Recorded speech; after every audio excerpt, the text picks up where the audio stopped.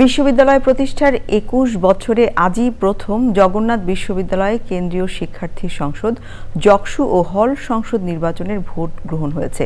চলছে ভোট গণনা। সেখানে আছেন রিয়াজ ইসলাম, যাচ্ছি তার কাছে।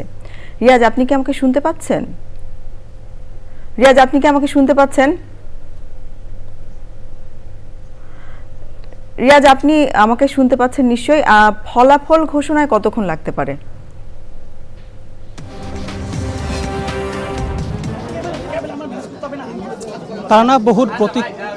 তারানা বহুল প্রতীক্ষিত জগন্নাথ বিশ্ববিদ্যালয়ের ছাত্র সংসদ এবং হল সংসদ নির্বাচনের ভোট গণনা শেষে এখন কিন্তু ভোট গণনা হচ্ছে। অর্থাৎ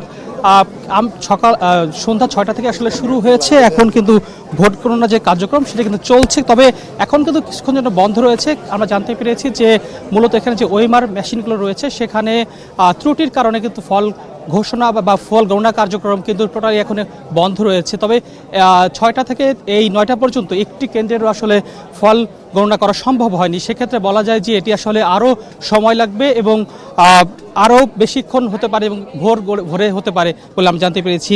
এবার নির্বাচনে কিন্তু আসলে ২৯টি কেন্দ্রে ভোট গ্রহণ হয়েছিল এবং সেখানে ৪টি প্যানেল সহ স্বতন্ত্র প্রার্থীরা কিন্তু অংশ নিয়েছিল এবং যেখানে ভিপি পদে ১২ জন এবং জিএস পদে ৯ জন এবং এজিএস পদে ৮ জন লড়াই করছেন। এবং একটা বিষয় জানিয়ে রাখি যে এখানে যারা রয়েছেন তারা হচ্ছে সেসব প্রার্থীদের পোলিং এজেন্ট। এবং এছাড়া যদি একটু বিষয় জানিয়ে রাখি যে কিছুক্ষণ পরে হয়তো এই ভোট গণনা আবার শুরু হবে এবং সেই বিষয়ে আসলে কাজ চলছে।